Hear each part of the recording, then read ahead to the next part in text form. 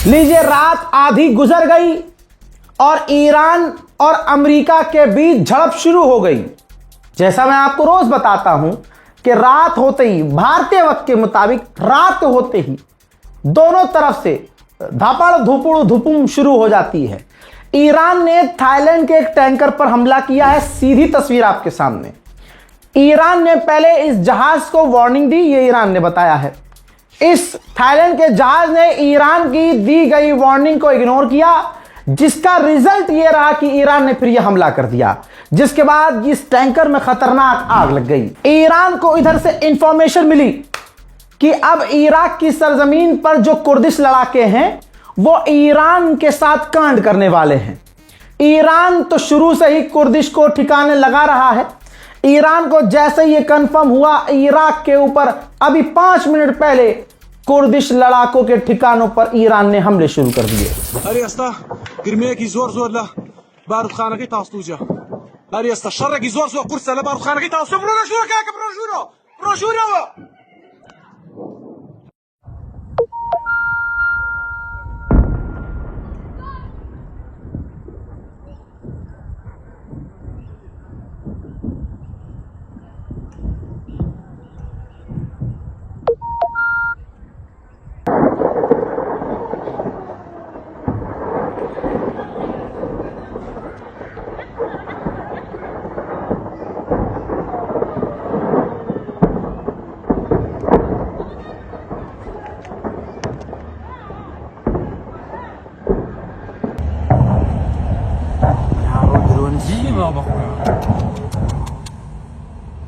والله دانا برتابع هناك شخص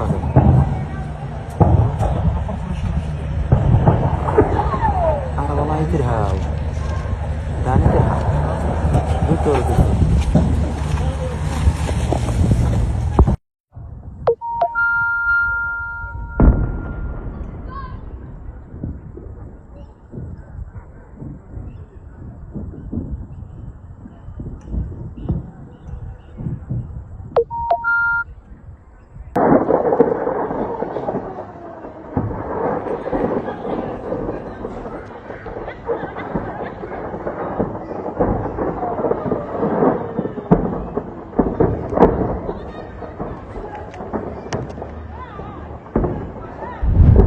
Iran ये पहले दिन से हमला नहीं कर रहा है। ये दूसरा 2.0 जो शुरू हुआ है वॉर, इसमें ईरान ने शुरू से ही जड़ पर हमला शुरू किया है कि कम से कम कुर्दिश लड़ाके आगे ना आए। तो ये 9 लोगों की तस्वीर मेरे पास आई है। ये कुर्दिश लड़ाके हैं जिसे इराक और बॉर्डर के इलाकों में निशाना ईरान ने बनाया और ये 9 के 9 कुर्दिश लड़ाके मारे गए हैं। उधर इराक के अंदर जो अलग इलाका है कुर्द का इलाका, तो कुर्दिश लोगों के अलग प्रधानमंत्री हैं।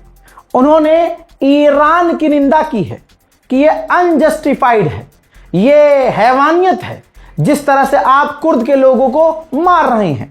यानी उनके हिसाब से कुर्द के लड़ाके, उनके कुर्दिश लोग अपने इलाके से निकलकर दूसरे इलाके में, दूसरे मुल्क में घुसने की कोशिश कर रहे हैं और अमेरिका और इजराइल के कहने पर ईरान पर हमला कर रहे हैं, वो सही है। वारे राह, वारे वाह दोगले। अभी थोड़ी ही देर पहले, सब ताजा खबर दे रहा हूं, ईरान ने एक और अमेरिका के ड्रोन को मार गिराया है। उधर कुवैत पर भी ईरान ने फिर से थोड़ी देर पहले हमला किया, जिसमें कुवैत में अमेरिकी बेस पर आग लग गई, जहां पर यह फिर बताया गया, कुवैत की सरकार ने कहा कि हमने आग को कंट्रोल कर लिया है। हजरात, ईरान पर कितने बड़े हमले हुए हैं एक तस्वीर से आप एज्यूम कर सकते हैं। ये देखिए भाई, ये वो पुल था जिस पर अमेरिका ने हमला किया। वो चलता हुआ पुल था, सिविलियन उस पर मौजूद थे। आपको ट्रक नजर आ रहा है। मिसाइल अमेरिका की ट्रक पर डायरेक्ट हिट हुई थी और इस हमले में ट्रक का ड्राइवर और उसके साथी तुरंत मौके वारदात पर मारे गए। इसी पुल पर जो हमला किया गया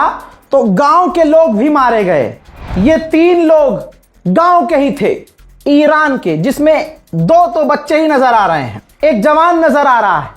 ईरान के विदेश मंत्री अब्बास अराक्ची ने लिखा है कि 3 उस गांव के बेगुनाह मारे गए अमेरिका के आतंकी हमलों में, और मैं वादा करता हूं कि इन तीनों बच्चों का खून रायगा नहीं जाएगा, बदला लिया जाएगा।